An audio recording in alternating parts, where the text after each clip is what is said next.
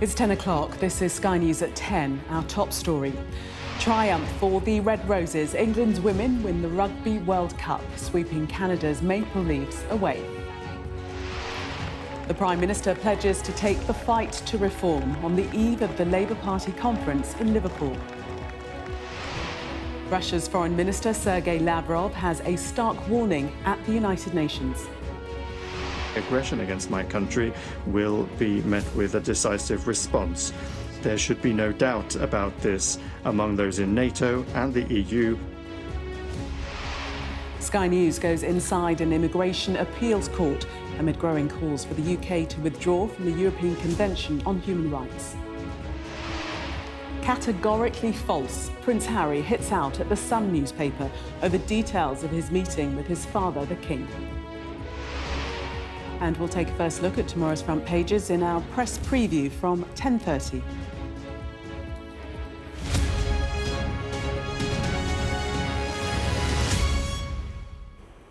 Good evening. Our top story tonight. England have won the Rugby Union Women's World Cup. The Red Roses outclassed Canada and won by 33-13 in front of a record crowd and a sea of red cowboy hats at Twickenham. Jackie Beltrao was there. A golden moment that's been years in the making. England are world champions again after so many near misses. In front of a world record 82,000 at Twickenham, the Red Roses had saved their best till last. But the world's #1 ranked side, unbeaten in 2 years and in their 7th straight World Cup final, made a nervous start. And the first try of that final went to the team of the tournament, Canada. The Canadian advantage lasted less than 5 minutes as World Player of the Year Ellie Kildunn produced a wonder try from almost nothing. How does she do it? An easy conversion for Zoe Harrison for a 7-5 lead. The England forwards were immense throughout. Amy Cockaine crashing another try over the line. And they didn't have to wait too long for a third. Alex Matthews in her 4th straight World Cup, touching down on 26 minutes. Harrison with another perfect kick, helping England to a comfortable 21-8 lead at half-time. Abby Ward stretched that advantage straight after the restart, but a yellow card for Hannah Bottoman almost let Canada back in. Asia Hogan-Rochester going over for her second try. The expected nervy finish, though, never materialised as Matthews put the result beyond doubt, sealing a momentous 33-13 victory. Nerve-wracking, heart-stopping at moments, yeah, absolutely immense. That many people come out to show their support for the women, absolutely superb. I've been in women's rugby a long time, and I was at ECHR when there were crowds of 200, so to see 82,000 is... I think I cried maybe 5 times today. To witness the emotion, the joy, the happiness, the sheer number of red cowboy hats, it has been quite something here at Twickenham. England got what they came for, they showed up when they needed to, and it is mission accomplished. They turned up to the World Cup party when it mattered. It's a triumph England players and fans won't ever forget. Jackie Beltrao, Sky News, Twickenham. Sir Keir Starmer arrived in Liverpool on the eve of a crucial Labour Party conference, facing pressure on multiple fronts. The Prime Minister pledged to take the fight to reform UK, saying they offer only toxic divide and decline. But the resurgent right isn't his only problem. The head of the Unite Union, one of Labour's biggest backers, has told Sky News members could vote to sever links with the party. Our political correspondent Tamara Cohen reports. It's been a long 14 months since his election victory. Keir Starmer arriving in Liverpool after an unquestionably bruising time, needing to get on the front foot. It's a really important conference and a really big opportunity to make our case to the country, make it absolutely clear that patriotic national renewal is the way forward, not the toxic divide and decline that we get with reform. Thank you. The message here is that Nigel Farage's party is enemy #1. Now just the uphill task of convincing his party he can confront it and have a chance of keeping the seats which won him that landslide. Hello. These teenagers will get to vote next time. Earlier, one of them asked the Prime Minister what the biggest problem facing the country is. The biggest problem at the moment is the cost of living and people's living standards not feeling well enough off. I think that's the single biggest thing. Labour want this conference to get the focus back onto those bread and butter issues, but with reform soaring in the polls and fierce criticism from within, Keir Starmer's already having to convince people in here and the public at large that he's the man to turn things around. The Mayor of Greater Manchester, Andy Burnham, is also talking about renewal, but says he's been urged to challenge Keir Starmer for the leadership. He'll be a focus of attention this week. And the boss of Labour's biggest union backer is threatening to withdraw its funding, speaking to Sky's Trevor Phillips. My members, whether it's public sector workers all the way through to defence, are asking what is happening here. Now, when that question cannot be answered, when we're effectively saying, look, actually, we cannot answer why we're still affiliated, then absolutely, I think our members will choose to disaffiliate. And that time is getting close. How long has Keir Starmer got before you make that decision? The budget is an absolutely critical point of us knowing whether direction is going to change. An hour away in Altrincham, a Labour gain from the Tories last year, many voters were concerned about the state of the economy and immigration. I think the budget last year was too harsh and it's definitely slowed the economy down. I appreciate that they've got to spend more on public services, which has been needed for years, but it could have been a more subtle approach. I am not entirely sure that I should be negative about the government because I can't think of anybody who'll do a better job. He's playing into Reform's hands perfectly with the everything he comes up with is just exactly what they want to hear. Reform. He's given Farage clear passage to get into government. With the difficult budget looming and the political landscape shifting, Labour hope to convince them change is still possible. And Tamara joins me now from Liverpool. Tamara, just how high are the stakes for the Prime Minister at this conference? Well, look, it feels strangely high stakes given that the Prime Minister won an absolutely mammoth election majority just over a year ago and seemed to have everything at his disposal. And that's for two reasons, really. Partly the dire opinion polls, and they are dire for the Prime Minister personally and also for his party. We've got another large seat-by-seat poll showing that if an election was held now, Reform would be forming a majority government and Labour would be losing 2/3 of its seats. So things are difficult. But I think the other reason is because Keir Starmer is making it so high stakes. Over the last couple of days, he's talked a lot about Nigel Farage. He said that the Labour Party is in a battle for the soul of the nation with Reform. He said this is bigger than the Labour Party and that this, what he calls toxic politics, must be fought, he said, with every ounce of our energy. He talked about Nigel Farage when he walked in. He talked about him yesterday. The Chancellor's talked about him at a reception tonight. And it feels to some ministers that he should be talking a bit more about Labour's achievements and the things that he hopes to achieve in the next 4 years before the next election. But he is framing it like that. He says the Conservatives are dead and this will be the choice at the next general election between Labour and Reform.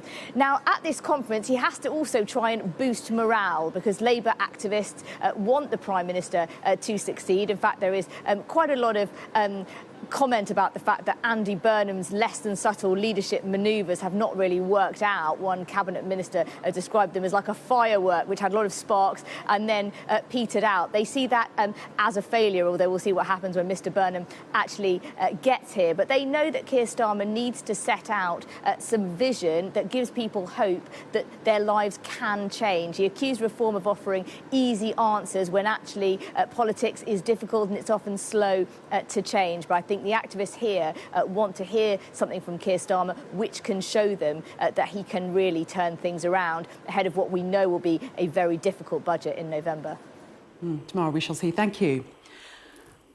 Staying with politics, the government is throwing its support behind Jaguar Land Rover underwriting a £1.5 billion loan to the British car maker to support its supply chain. A recent cyber attack meant the car maker was forced to suspend production at its UK factories for several weeks. Our political correspondent Liz Bates joins me now. And Liz, is this a good news story for the government on the eve of conference, as we've heard?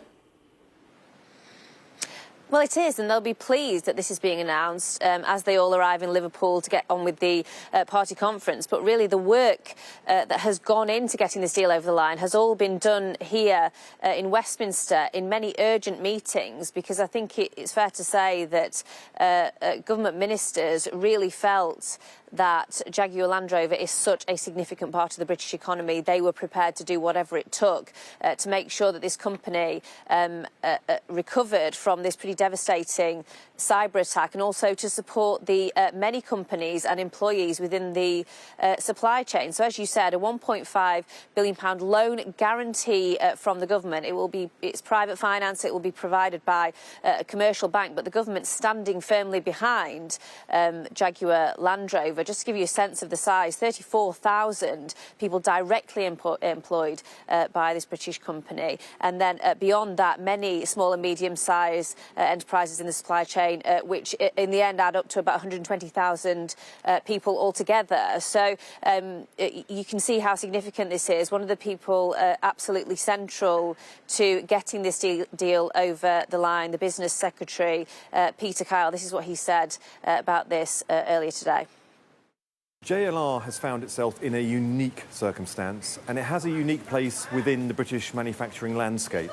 Its supply chain is also incredibly important, not just to JLR, but to the whole automotive sector as well. So it is right that we have high expectations from the way that JLR acts as a company to its own workforce, but also to the supply chain. But it is also right the government is there to act as a partner in this very difficult time. As we move through this and we assess the damage that's been done by criminals trying to take down the systems in JLR, just as they did in M&S and other businesses, there is a lot of learning to be done, and there certainly will be adaptations that need to be made through the economy as a result. So he'll be pleased, the Prime Minister will be pleased, the Chancellor has welcomed this as well. Quite interesting, the General Secretary of Unite, Sharon Graham, she's been very critical, as you heard there, of the government and Sir Keir Starmer threatening to disaffiliate her union. Well, she has welcomed this as well. What she says is this is exactly what the government should be doing, taking action to protect jobs. She says they've listened to her representations as the boss of Unite and acted on behalf of workers. So she's pretty angry at the government generally, but she's pretty happy about this, and so maybe that will smooth relations at least for the next few days over conference. Really good news for the Labour Party to start their conference with. Whether they continue on this path of good news, I think the challenges that they face, and based on previous conferences, it'll be hard for them to do that, but we'll see how that goes on over the next few days. Indeed. Liz, thank you very much. Russia's Foreign Minister Sergey Lavrov has addressed the UN General Assembly. He dismissed accusations that Vladimir Putin is planning to attack NATO, but he said any aggression against Russia will be met with a decisive response. Sky's US correspondent Mark Stone asked him this question at the press conference. I wonder if I could persuade you to answer a question in English, perhaps. President Trump has called Russia a paper tiger, has said that European countries should shoot down Russian planes if they violate European airspace. Do you see that as a provocation? And what would happen if Russian planes are shot down? Thank you, sir. Не за всеми высказываниями можно уследить. Frankly speaking, I can't necessarily follow all the statements that have been made, but I do remember a day or so after the statement was uttered, paper tiger. The next day, President Trump was asked, does he continue to think Russia is a paper tiger? And the response there was negative. Try to understand that a drone, when it is flying not over our territory, if it crosses someone's border but has left our airspace, probably everyone has the right to do with that drone whatever they consider necessary to ensure their security. But if there are attempts to shoot down any flying object, or indeed any object at all, on our territory, in our airspace, then I think people will seriously regret it if they go for such a gross violation of our territorial integrity, our sovereignty. Mark Stone is in New York for us with the latest on what was a slightly derisive tone from the Russian Foreign Minister towards President Trump.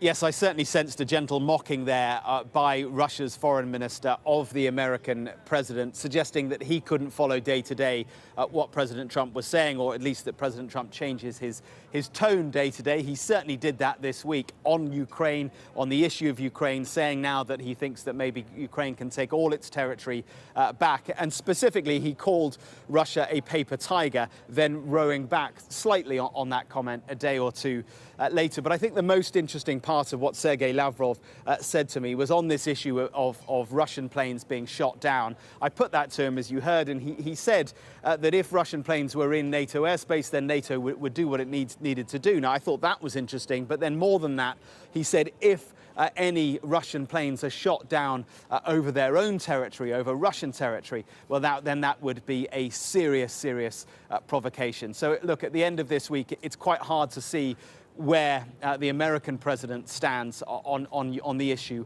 of Ukraine. He's clearly had a change of view, but as we know, and as the Russian foreign minister pointed out, he does tend to change his mind day to day.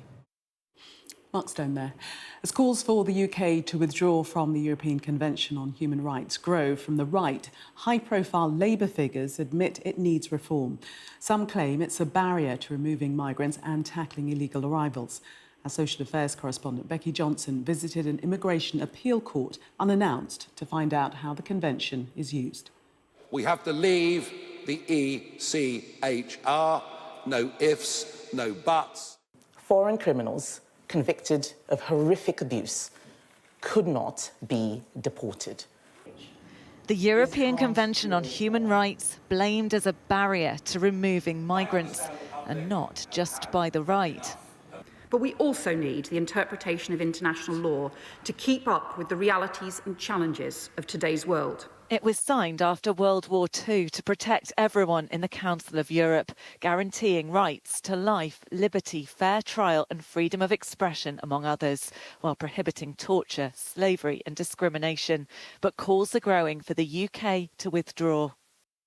To see how commonly it's used, I went to an immigration appeal court unannounced. Over 2 days, I was allowed to see 2 cases. Both were men appealing removal from Britain using the right to family life under the ECHR. This man, who was jailed for stabbing someone, was fighting deportation partly because he's fathered a child since leaving prison. We don't know if his appeal will ultimately be allowed or not, but cases like his add fuel to the fire the ECHR is under. And it doesn't help that many immigration appeal courts don't publish judges' decisions. It means we can't say for certain how many people are allowed to stay on the basis of human rights. Appeals using the ECHR can be made by many types of migrants, including visa overstayers and people denied asylum. The only data we have relates to foreign national offenders facing deportation and covers April 2008 to June 2021. 21,521 people appealed deportation in that time. 2,392 were successful on human rights grounds only. That's 11%. On average, 181 foreign criminals a year allowed to stay because of the ECHR. We have to repeal the Human Rights Act. For some, that's 181 too many. But this human rights professor says withdrawal simply from the ECHR would still leave other treaties and laws that migrants rely on. In terms of asylum claims, it is governed by the 1951 Refugee Convention. It's a different treaty. To be clear, do you think that if the UK withdrew from the ECHR, then more migrants could be removed from this country? Well, the honest answer is we don't know. I think that the data that we do have suggests that it would be only a marginal difference. We know for voters that immigration is the #1 issue of concern. The idea that somehow the human rights of immigrants can frustrate their removal or deportation from the UK when that would be the will of the British government is frustrating, to say the least. Yes, and I can understand why the media reporting has generated a level of frustration, because it would appear that human rights and therefore judges are the main obstacle to government policy being carried out. She says cases like this, where headlines don't tell the full story, have nevertheless been repeated by politicians. One case involved a man who was allowed to stay. It was claimed that his son disliked foreign chicken nuggets. What actually happened in that case is it went to the upper tribunal, and who ordered that he could be deported, and also specifically said that the evidence to do with chicken nuggets was nowhere near the level required. Leaving the ECHR would mean everyone in the UK would lose the guarantees it gives. It could also breach the Good Friday Agreement, destabilising Northern Ireland. But some see it as a necessary step to solving the migration crisis. Becky Johnson, Sky News. Some other news today now, and at least 36 people have died and more than 40 have been injured in a stampede in the South Indian state of Tamil Nadu. The incident happened during a large campaign event ahead of state elections at a rally being addressed by Vijay, one of Tamil Nadu's most successful actors turned politicians. Officials say 8 children are amongst the dead. Indian Prime Minister Narendra Modi said the incident was deeply saddening. A spokesperson for Prince Harry has labelled the tone of the Sun newspaper's reporting regarding the Prince's meeting with the King as categorically false. The Duke of Sussex suggested people are trying to sabotage his reconciliation with King Charles. The paper's report implied the reunion had been more formal than expected, with the Duke reportedly feeling like he was being treated as an official visitor rather than family. The Sun has responded, saying they updated the online article to include Prince Harry's new statement. Meanwhile, the Prince of Wales has told actor Eugene Levy that 2024 was the hardest year of his life. The two were in conversation as part of the new series of the Hollywood actor's TV travel show. Prince William spoke about his wife and father, both undergoing treatment for cancer last year, and they ended up in a pub. What do you do when you're home? Sleep. Really? When you've got 3 small children, sleep was an important part of my life. I'd say 2024 was the hardest year I've ever had. You know, life is sent to test us as well, and being able to overcome that is what makes us who we are. The Samaritans Charity Board is considering whether to close at least half of its 200 branches across the UK and Ireland. But with the organisation answering a distress call every 10 seconds, volunteers fear it'll hinder support. Our correspondent, Sadia Chowdhury, has more. One night, I just reached I suppose, an emotional limit. Angela recalls being at rock bottom. Her father was dying of cancer. Her mother was in denial. And because she was a nurse, Angela says the family expected her to hold it together. I phoned Samaritans. I can't remember how long that call lasted, but it was quite some time. And he hardly spoke. He just let me empty all my thoughts, all my feelings. And he listened. He listened. Do you remember how long you had to wait before that call was answered? Very quickly. Very quickly. Timely mental health intervention, even just someone to listen, can be life-saving.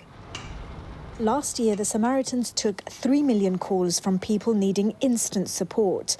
But in this video message to volunteers, seen by Sky News, it announced plans to close over 100 branches. That's more than half of its total locations. Many of the branches we have today came into existence at a time when Samaritans was set up as a local service, providing separate local numbers. But that hasn't been the case for some time. The Samaritans said it's simply no longer sustainable to have that many branches, and that hinders it from providing the best service. The charity hopes to move to fewer, but bigger regional hubs. It says that'll make it easier for anyone to join their group of volunteers. The Samaritans have 23,000 trained volunteers, and the charity says calls will be taken even quicker if the proposed changes are implemented. But some of those who take the calls have told us otherwise. Colin is a volunteer listener. He says smaller branches allow volunteers to be better supported themselves when offering help to others. We fear that the process of closing branches and creating bigger hubs will take away that intimacy that is so important. It is the intimacy and support that we provide each other through difficult times that allows us to provide the intimacy and support to callers. Colin warns that closures could ultimately put the public at risk. The volunteers may leave, not because they want to leave, but because they're forced out, because there isn't a branch local to them that they can go to. We feel that the closing down of branches is not in the best interests of the service, and therefore that's not in the best interests of those people who call us. The Samaritans board is due to vote on the plans this weekend. If they pass, closures could begin next spring. Sadia Chowdhury, Sky News in London. Well, anyone feeling emotionally distressed or suicidal can call Samaritans for help on 116 123 or email joe@samaritans.org in the UK. Alternatively, you can call Minds support line on 0300 102 1234 or the NHS on 111. Time now to get the latest sports news with Rahul. Staying connected is vital for business. Sky Business sponsors this report.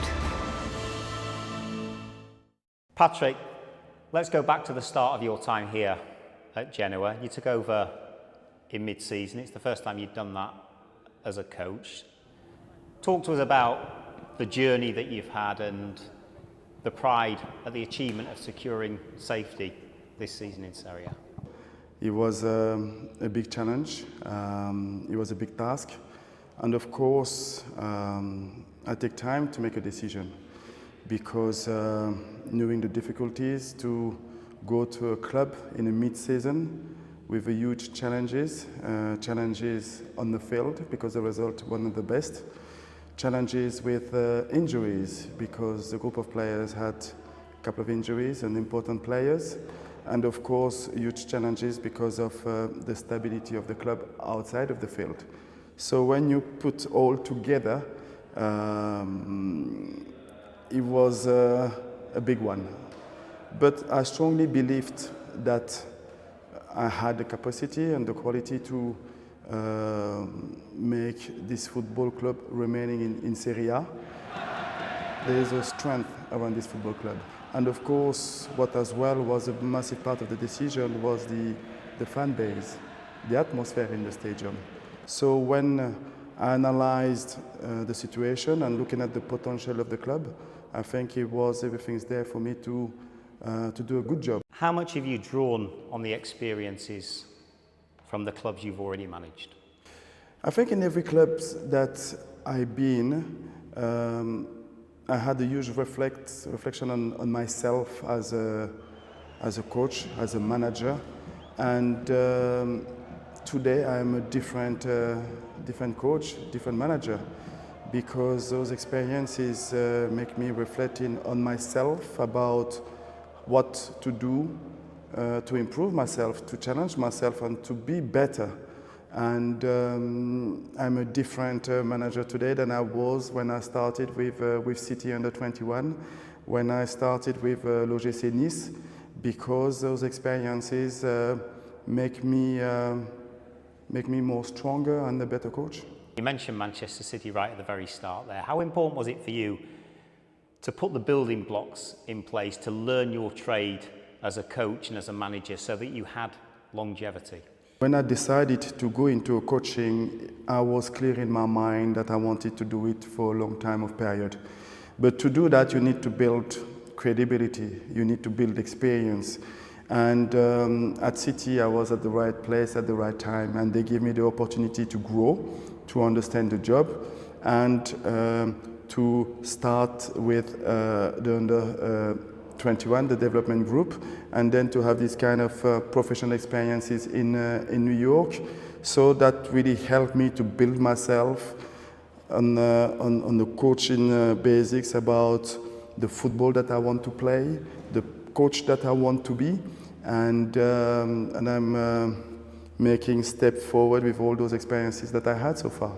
Are you constantly evolving? Does the modern day manager have to constantly evolve? I think the modern day coach has to be innovative, has to learn from himself about what he can improve, about how do you want to play the games, the tactical element that you want to use to improve players individually. Sky Business sponsors this report.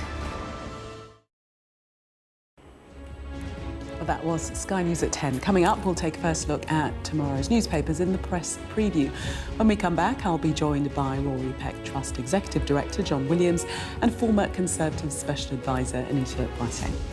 Amongst the stories we'll be discussing, this on the front of The Observer, celebrating England's rugby win. Champions. We'll be right back. Stay with us.